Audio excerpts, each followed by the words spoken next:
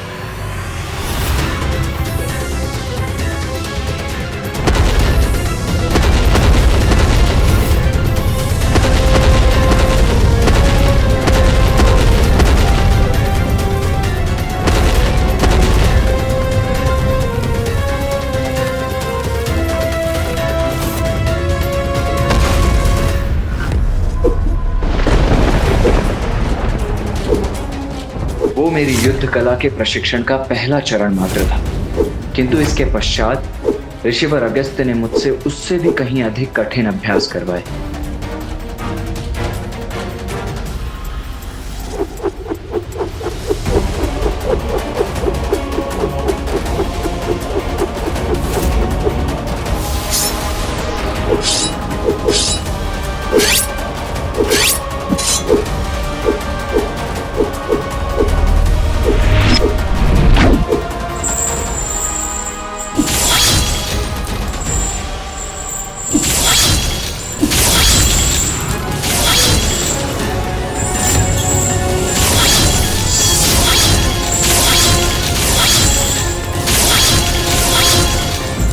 कुमार कार्तिकेय, मैंने आपको अपने शिष्य के रूप में स्वीकार कर आपको संपूर्ण युद्ध कौशल की विद्या प्रदान की है।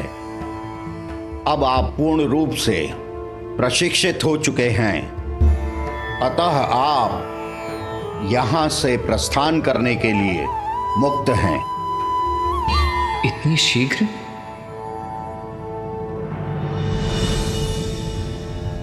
धन्यवाद गुरुदेव। कल्याण हो।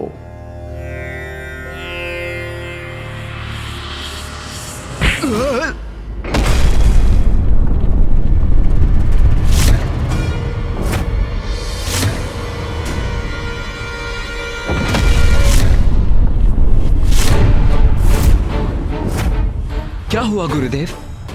आपने ही तो कहा था कि मैं प्रस्थान कर सकता हूं। गुरुदेव ने ऐसा क्यों किया मैं समझा नहीं, किंतु उनके आदेश का पालन करना मेरा कर्तव्य है।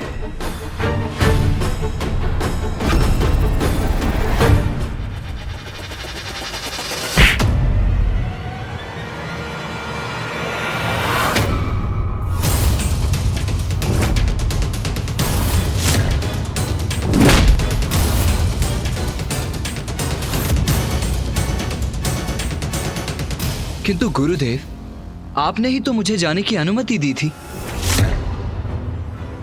भैया, ये कैसी परीक्षा थी ऋषि अगस्त्य की? मैं तुम्हें जाने दूंगा, किंतु इस अंतिम परीक्षा के बाद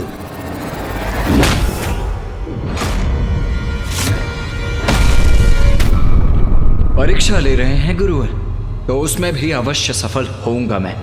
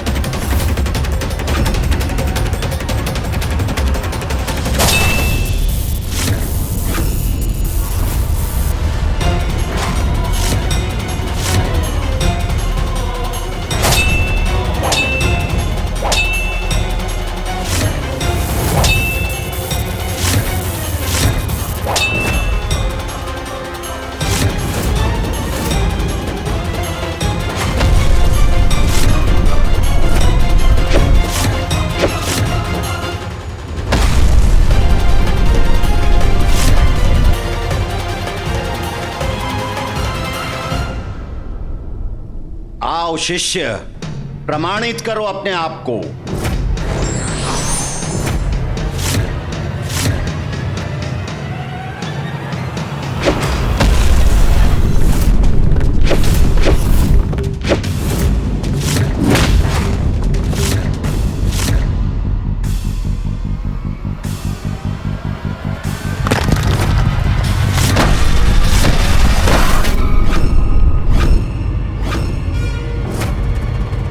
ये भूमि के मध्य सिंहासन कहां से प्रस्तुत हुआ?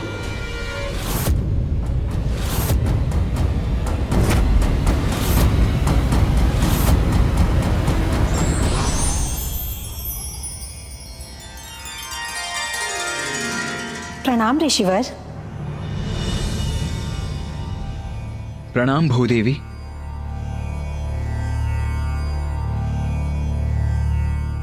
ऋषिवर, मैं गुरु और शिष्य के मध्य हस्तक्षेप नहीं करना चाहती थी, किंतु आपको इस प्रकार गिरते हुए भी नहीं देख सकी, इसलिए मैंने आपके लिए सिंहासन प्रस्तुत किया।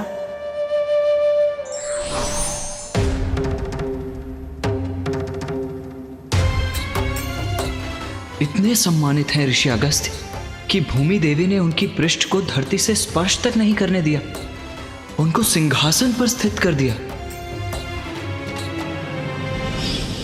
भैया, ऋषिवर अगस्त्य की महानता तो अद्भुत है, जिनका सभी आदर व सम्मान करते हैं। बताइए ना भैया, फिर क्या हुआ? कुमार कार्तिकेय, अब आपको सिखाने के लिए मेरे पास कुछ भी शेष नहीं है। अब आप संपूर्ण योद्धा बन चुके हैं। धन्यवाद ऋषिवर, ये तो आपकी ही कृपा है। आपसे शिक्षा पाकर मैं धन्य हुआ। आप मेरे श्रेष्ठ शिष्य हैं कुमार कार्तिकेय। आप सदा मेरे सम्मान का कारण बनेंगे। कल्याण हो। ऋषि अगस्त्य की कृपा से ही मैं इतना महान योद्धा बना गणेश। उनकी महानता का वर्णन शब्दों से नहीं किया जा सकता अनुज। हाँ भैया, उचित कहा आपने। प्रणाम गुरुदेव। भैया ने जिस प्रकार बखान किया, सत्य है, असाधारण है ऋषिवर अगस्त्य। मैं महादेव को क्रोधाग्नि के प्रति अपनी आशंका व्यक्त करने की प्रतीक्षा कर रहा हूं, किंतु सभी ऋषि अगस्त्य की कथा में इतने लीन हैं कि मैं कैसे प्रारंभ करूं?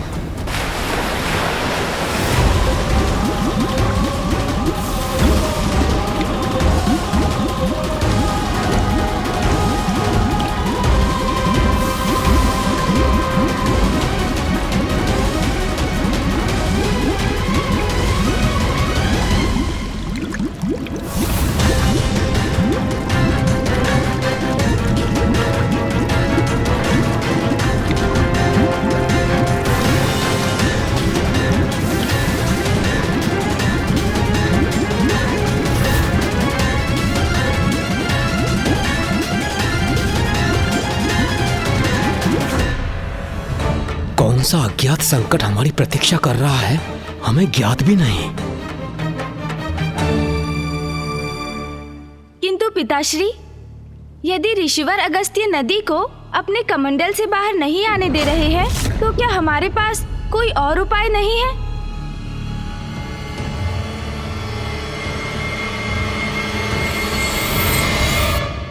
नहीं गणेश, अकाल का कारण है समस्त जलधाराओं का सूखना, सप्त सिंधुओं का जल से रिक्त होना। किंतु सप्त सिंधु कैसे सूख गए पिताश्री?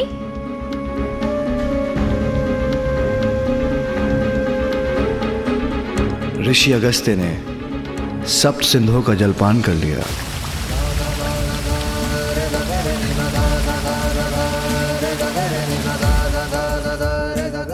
ऋषिवर अगस्त्य ने सप्त सिंधुओं के जल का पान कर लिया, किंतु कैसे?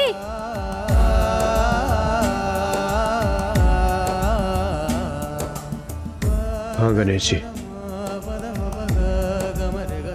हुआ ऐसा कि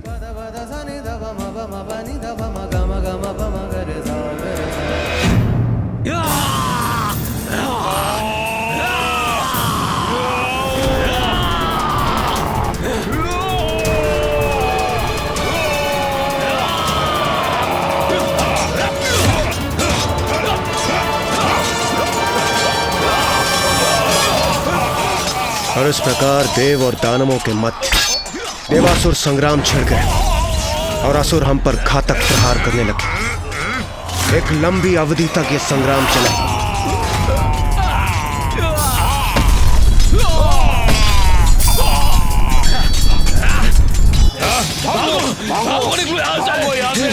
भागो जल्दी हो जाए हम। चलो चलो।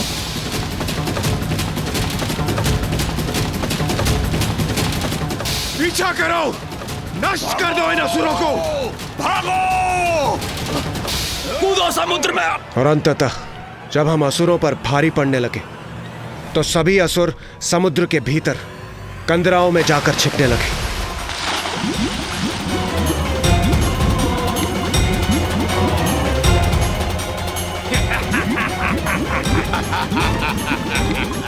अब तुम हमें क्या मार पाओगे देवताओं? तब सभी देवताओं ने ऋषि अगस्त्य से समुद्र को जल से रिक्त करने की प्रार्थना की।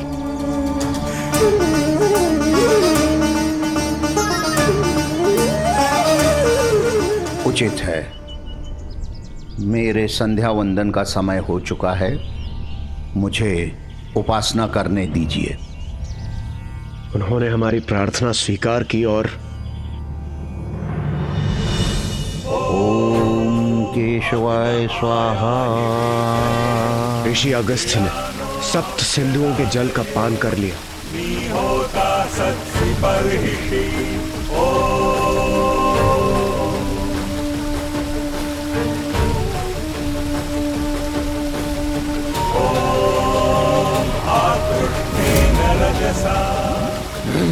ये क्या? जल का स्तर कैसे कम हो रहा है? हाँ?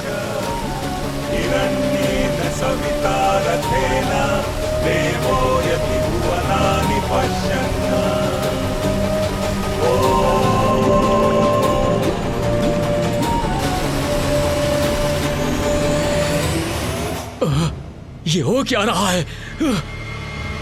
जल का स्तर कम क्यों हो रहा है?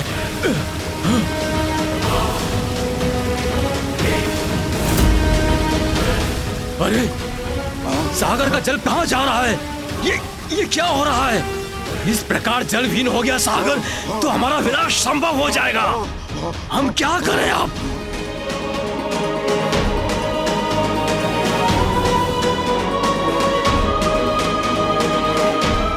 आक्रमण!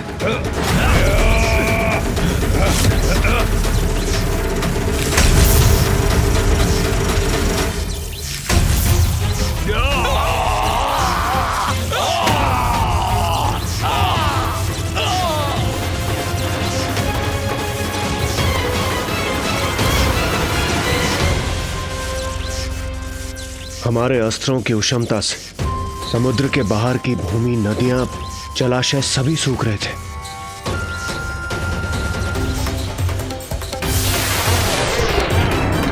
इस अनर्थकारी घटना का भीषण परिणाम होगा।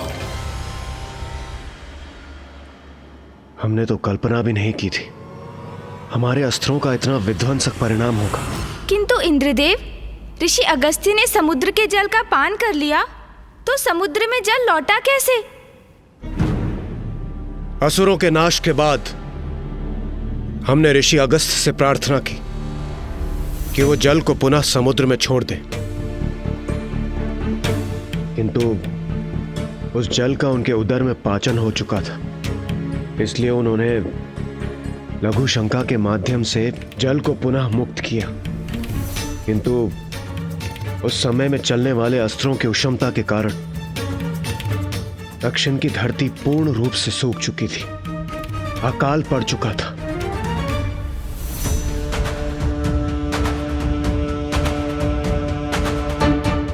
और उस अकाल से मुक्ति पाने की चिंता में ऋषि अगस्त्य पूर्ण रूप से डूब चुके थे।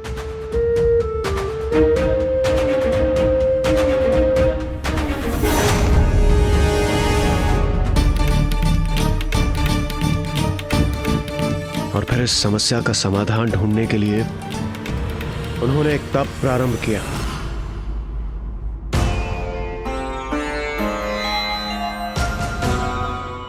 नारायण, ब्रह्मदेव, महादेव, आप शीघ्र यहां जल भेजिए।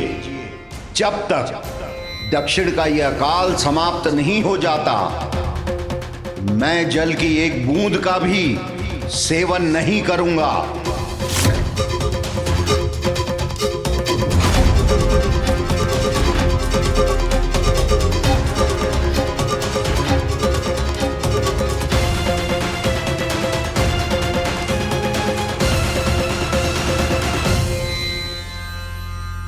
पिताश्री, क्या ऋषि अगस्त्य को उनके तप से समस्या का समाधान प्राप्त हुआ? क्या उनके तप से नदी रूपी जल धारा उत्पन्न हुई? पुत्र, ऋषि अगस्त्य को जब तप करते हुए अनेक वर्ष बीत गए, तब एक दिवस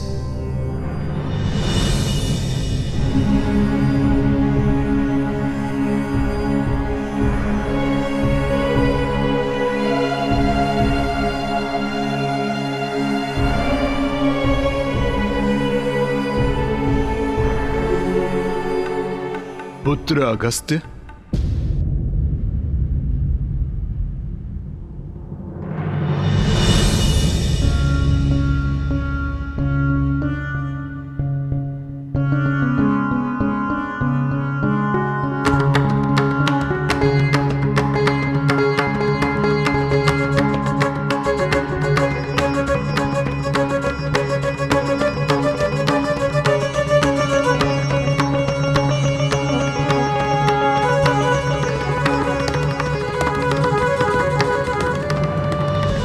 आप सभी दिव्य आत्माओं को मेरा प्रणाम। किंतु मैं आपको नहीं पहचानता। कृपया अपना परिचय देने की कृपा करें। कौन हैं आप? हम तुम्हारे पूर्वज हैं अगस्त्य, और पितृलोक से आए हैं। ऋषि अगस्त्य के पूर्वज उनके पास एक अनुरोध लेकर आए। पुत्र, हम सभी का स्वर्गलोक में प्रवेश निषेध हो गया है। ये कैसे संभव है? आप सभी ने अपने समस्त जीवन सत्कर्म किए, धर्मनिष्ठ और पवित्र जीवन यापन किया। उसके पश्चात भी स्वर्गलोक में प्रवेश की अनुमति कैसे नहीं है आपको? उसके पीछे हमारे नहीं, तुम्हारे कर्म हैं। मेरे कर्म? किंतु पिताश्री, ऋषि अगस्त्य ने ऐसे कौन से कर्म किए थे? आपने तो मुझे बताया था कि वो धर्मपरायणता में श्रेष्ठ थे। फिर उन्होंने ऐसा क्या दुष्कर्म किया जिसके कारण उनके पूर्वजों को कष्ट सहना पड़ रहा था?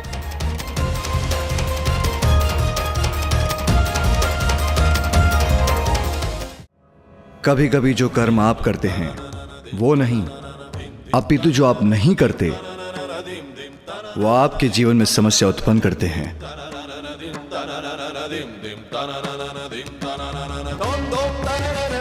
ऐसा कौन सा कर्म हो सकता है कि जिसके ना करने का इतना बड़ा दंड हो? पुत्र, तुमने विवाह कर गृहस्थ आश्रम में प्रवेश नहीं किया, अर्थात तुम्हारे साथ हमारे वंश का भी अंत होगा और हमारे लिए पितृ धर्म निभाने वाला कोई शेष नहीं बचेगा। किंतु मैं सदैव जन कल्याण में व्यस्त रहता हूं। मैं विवाह के बंधन में बंधना नहीं चाहता। पुत्र, जिन माता पिता ने तुम्हारा पालन पोषण किया है, जीवन दिया है, उनका ऋण तो तुम्हें चुकाना ही पड़ेगा। पितृ ऋण से मुक्त होना तो तुम्हारा कर्तव्य है पुत्र। पितृ ऋण? माता पिता का ऋण? जीवन देने का ऋण भला कोई कैसे चुका सकता है? विधि विधान से विवाह कर संतान उत्पन्न करने से और उनके पालन पोषण करने से ही यह संभव है। और यदि कोई पुत्र ऐसा न करे तो उसके पूर्वजों को स्वर्ग में प्रवेश नहीं प्राप्त होने का दंड मिलेगा। अगस्त्य, तुम्हें विवाह करना ही होगा। उसी से तुम्हारे पूर्वजों को सद्गति अर्थात स्वर्ग प्राप्त होगा। वैसे भी कोई यज्ञ, कोई व्रत तब तक पूर्ण नहीं हो सकता जब तक यज्ञकर्ता की वामांगी पत्नी उसकी भागी ना बने। इसलिए विवाह करने पर ही तुम अपनी तपस्या सार्थक कर सकोगे।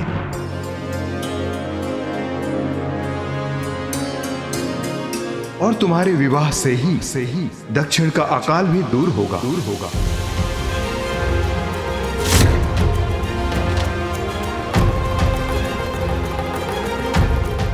ये आप क्या कह रहे हैं पितृपितामह?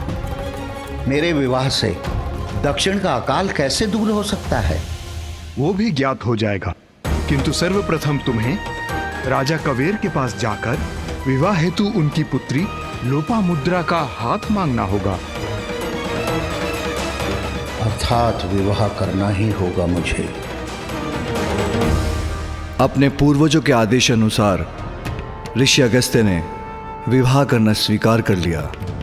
वो विदर्भ नरेश राजा कवेर के पास उनकी पुत्री से अपने विवाह का प्रस्ताव लेकर गए, किंतु ये ऋषिवर के लिए इतना सरल नहीं था, क्योंकि अति सुंदरी देवी लोपामुद्रा अपने धर्म आचरण के लिए भी प्रसिद्ध थी और उनके पिता उनसे अत्यधिक स्नेह करते थे।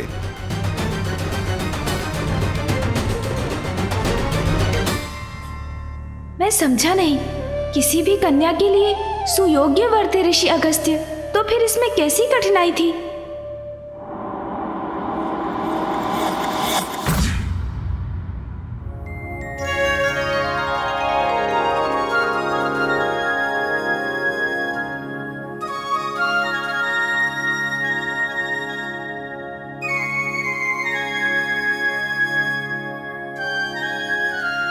नाथ, भोजन प्रारंभ कीजिए, अन्यथा ये शीतल होकर अपना स्वाद खो देगा।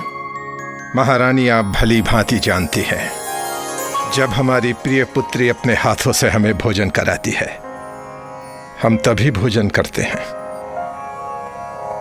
कहाँ है हमारी पुत्री लोपामुद्रा? मैं यहाँ हूँ पिताश्री।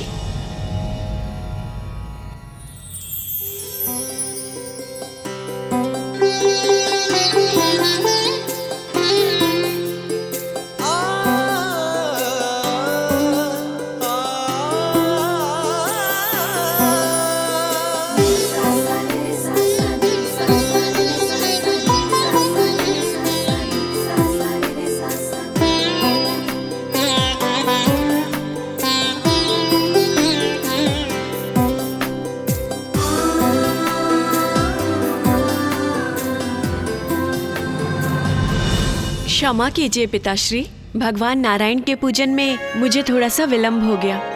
ये लीजिए, प्रसाद लीजिए। आओ विराजो पुत्री। पुत्री लोपामुद्रा, तुम मेरे जीवन में आशीर्वाद बनकर आई हो। जब से तुम्हारा आगमन हुआ है, हमारे राज्य में धन धान्य समृद्धि की वृष्टि हो रही है। किसी को कोई कष्ट नहीं है। प्रकृति की भी हम पर कृपा है, जिसके कारण वर्षा भी समय पर ही होती है। पुत्री, तुम मेरे हृदय के आनंद का कारण हो। मैं तुम्हें यहां से कहीं नहीं जाने दूंगा। किंतु नाथ, आप भी इस तथ्य से भली भांति परिचित हैं, ये कदापि संभव नहीं। पुत्री तो पराया धन होती है और एक ना एक दिवस उसका विवाह संभव है और फिर वो यहाँ से चली जाएगी।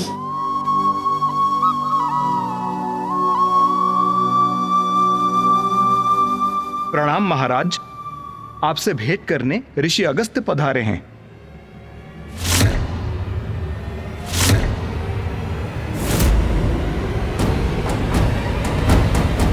ऋषि अगस्त्य, हमसे क्या चाहते हैं ऋषिवर?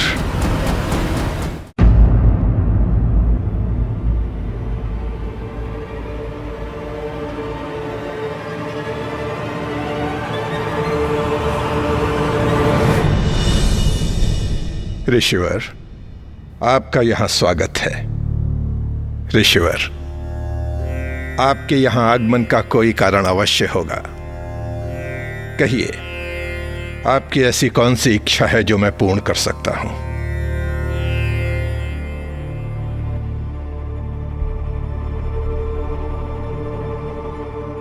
महाराज कावेर, मैं आपकी पुत्री के साथ विवाह का इच्छुक हूं।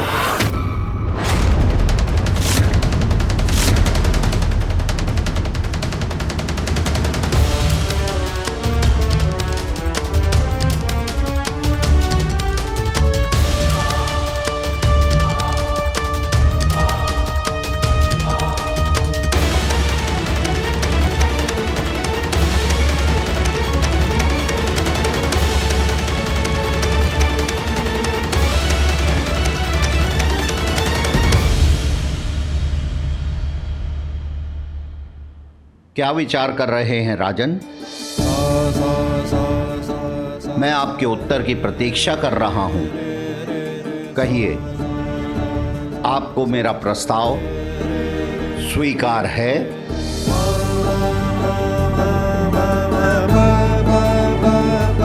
कैसे कहूं? आप जो कहना चाहते हैं निसंकोच होकर कहिए राजन। क्षमा कीजिए ऋषिवर, आप एक पिता की दुविधा और स्थिति समझ सकते हैं। ऋषिवर, मैं आपका प्रस्ताव स्वीकार नहीं कर सकता, नहीं कर सकता ऋषिवर। क्या महाराज कबीर ने ऋषि अगस्त्य का प्रस्ताव ठुकरा दिया?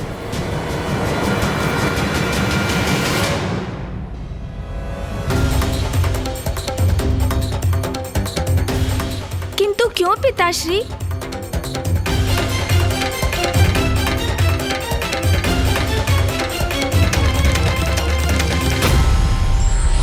ईश्वर एवं सिद्ध पुरुष की लीला के पीछे अवश्य कोई न कोई उद्देश्य छिपा होता है। आवश्यकता है हमें उसे समझने की।